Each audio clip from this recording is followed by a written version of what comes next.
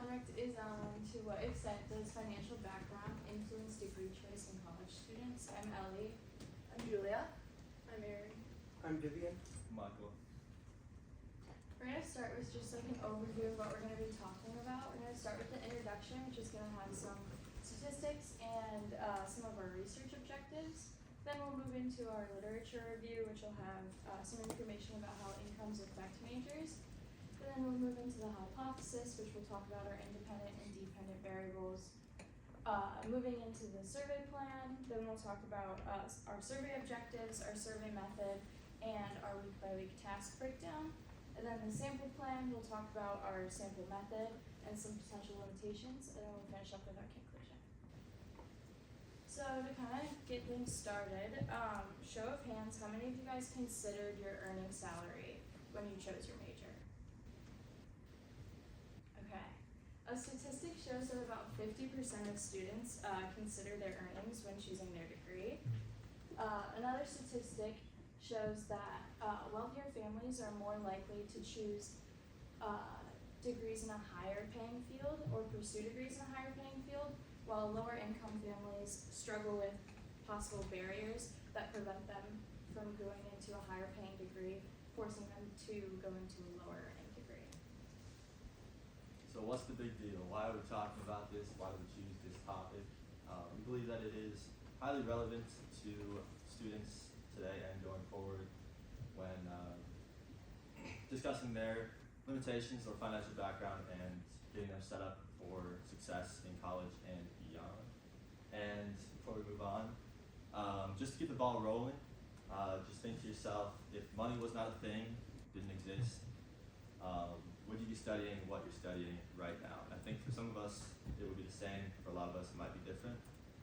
And obviously that's not totally realistic, but it's a factor in what we're exploring here today. Kim Whedon is a psychologist from Cornell University, and in 2015 she conducted a study on 12,000 students in the United States and basically drew a connection between their household income from where they were raised and the degrees that they chose in college. And some notable takeaways here: on the lower income brackets, students typically went with associate's degrees and law enforcement, both of which might be tied to shorter duration in school. And the upper end of those income households typically went with history or English degrees that generally hint at more financial freedom to explore. In 2024, Dick Starts conducted a study linking Pell recipients to post-grad income. And if you're not familiar with what Pell grants are, it's a federally funded program that gives scholarships to those from lower household income brackets, as shown on the graph here. And the result of the study is that on average, Pell recipients earned 11% less than their peers. And keeping that going, we have another graph. The y-axis is the average income post-graduation, and the x-axis is the percent of Pell recipients within that degree. So over on the right, you got 60, 70, and 80% of students in that degree are Pell recipients. And obviously, as that number goes up, average income decreases, and it's fairly significant for our research, something we want to explore, certainly. And as far as the research conducted already, there's a lot of conclusions and analysis drawn on the quantitative parts of the research, and we want to look more into the why and how those relationships exist, not that they do exist. So what is our goal? That's a bunch of mumbo jumbo, a lot of numbers at you, but the goal of this research is to identify relationships and potentially identify factors that are inhibiting those from various financial backgrounds. And with that information, we can take steps to limit those gaps and decrease those inhibitions. So moving on to our hypotheses, our first hypothesis states a student's financial background significantly influences their choice of college degree. Our independent variables financial background, and that includes family income, access to financial aid, and socioeconomic status. Our dependent variable is choice of college degree. So if a student comes from a higher income background, they may have more freedom pursuing degrees based on personal interest or passion, even if it doesn't immediately lead to a high-paying job. Whereas a student from a low-income background may prioritize majors with financial stability and job security. Our second hypothesis states future expected income will impact degree choice. Our independent variable is future expected income, or how much a student anticipates they'll earn in their chosen career. And then our dependent variable is again choice of college degree. So many students consider earning potential when choosing their major, and they prioritize financial stability over personal passions. So majors like computer science, engineering, or even finance and business tend to attract students seeking stronger financial returns, and majors like arts and humanities may have lower enrollment due to income concerns.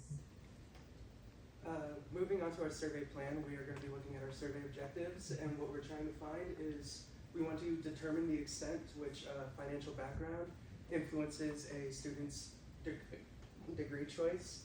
So we'd like to quantify the relationship of housing, their financial income, their access to financial aid, and their degree selection, so that we can figure out if there is any correlation to what they choose for their degree. Then we'd like to identify the disparities in their academic and career opportunities. This means that we would like to see how their financial background has led them to their opportunities and choices that they've had in their academic and their career fields. Then we'd like to understand the long-term implications of what those said choices could possibly mean.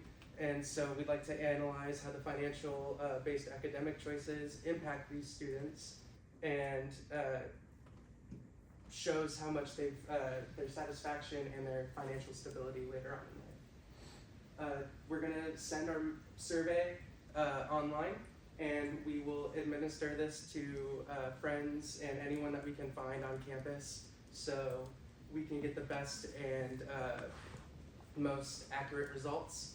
And we'll use multiple choice and Likert scale questions so that we can figure out how their student financial concerns impact their career paths.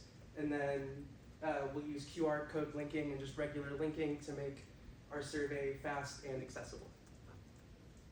Then for a breakdown for the few weeks that we're going to be conducting our survey is our first week we're going to get a small group of 10 participants so that we can have a more controlled base and gather feedback and make adjustments, so we can ship it out our second week and launch our full survey so that we can share it with student organizations and post it on social media and such, and then monitor and make follow-ups for our surveys. And then for week 4 and 5, we'll clean up that data, make sure it looks nice and neat, and then analyze it and see what our data can give us so that we can discuss the implications of it. Alright, so moving on to the sample plan, and specifically the target population. Our range is 17 to 27-year-olds, so current college students and recent college graduates. We are mainly targeting NMU students, but it's not limited to NMU, to get different geographic locations, to get also different backgrounds, and as many responses as possible. Our goal is 150 responses, but obviously the more the better, and we hope if we send it out further than just NMU, we can get higher responses. And then our sample methods we're using mainly is convenient sampling, so we're going to be asking people at NMU to take our surveys, people in our class, our teammates, even our roommates, and then we're also using chain referral sampling. This is to get the survey out to people who are not here at NMU, so if we all send it to our friends and family who goes to different colleges, then they can hopefully tell their friends and family and so on. And then next we thought about some potential limitations or bias. So some of them are personal questions, the questions about financial background or even specifically your family income can feel a little bit invasive. So we did hopefully mitigate that with putting those questions kind of towards the end or the middle. So we have the easier questions to kind of ease you in.